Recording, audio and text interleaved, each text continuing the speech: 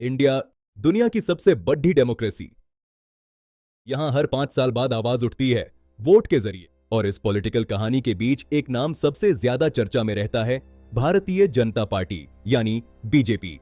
किसी के लिए यह विकास की गारंटी है और किसी के लिए यह एक आइडियोलॉजिकल शिफ्ट का सिंबल। पर सच क्या है, आइए जानते हैं। 2014 से पहले जब बीजेपी मेहनत कर रही थी, तब सभी मेंबर बहुत मेहनत कर रहे थे। उनमें से एक नाम सबसे ज्यादा चला, मोदी। ये गुजरात के डेवलपमेंट के बाद देश के डेवलपमेंट के लिए उमड़े।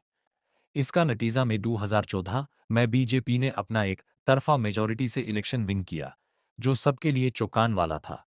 पर बीजेपी के तरफ से प्राइम मिनिस्टर नरेंद्र मोदी ने अपना नया सफर शुरू किया। यहाँ पहले चाय शुरू किया, वहां उन्होंने देश संभाल, यह देखने वाला समय था।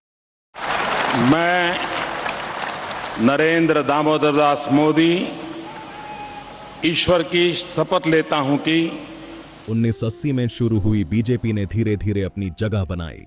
हिंदुत्व आइडियोलॉजी और नेशनलिस्ट एजेंडा के साथ पार्टी ने ग्रास रूट्स लेवल पर काम किया। लेकिन असली टर्निंग पॉइंट आया 2014 में, जब नरेंद्र मोदी ने अच्छे दिन का स्लोगन दिया।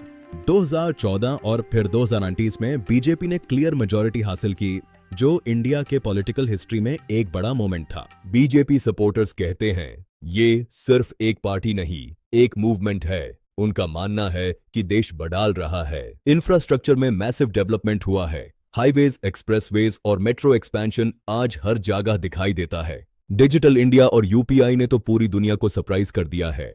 टेक्नोलॉजी अब हर किसी की पहुंच में है।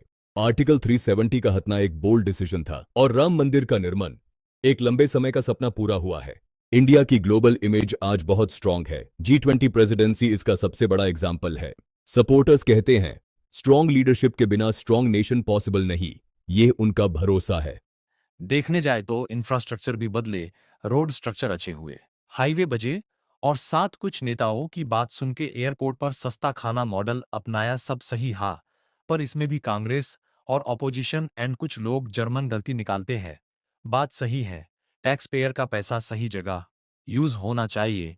पर क्या ये अपराइजिंग ऑफ बीजेपी जरूरी थी, या इसमें कोई सजीश? क्या ये ऑपोजिशन अब डरी है बीजेपी के लगातार जीत से, या कुछ और? ये हम जानेंगे नेक्स्ट। पर मैं तो, क्या बीजेपी सिर्फ डेवलपमेंट का मॉडल है, या फिर डेमोक्रेसी के स्ट्रक्चर में एक बड़ा ट्रांसफॉर्मेशन? सच शायद बीच में कहीं है। हर सरकार अपने साथ अचीवमेंट्स भी लाती है और कंट्रोवर्सीज भी।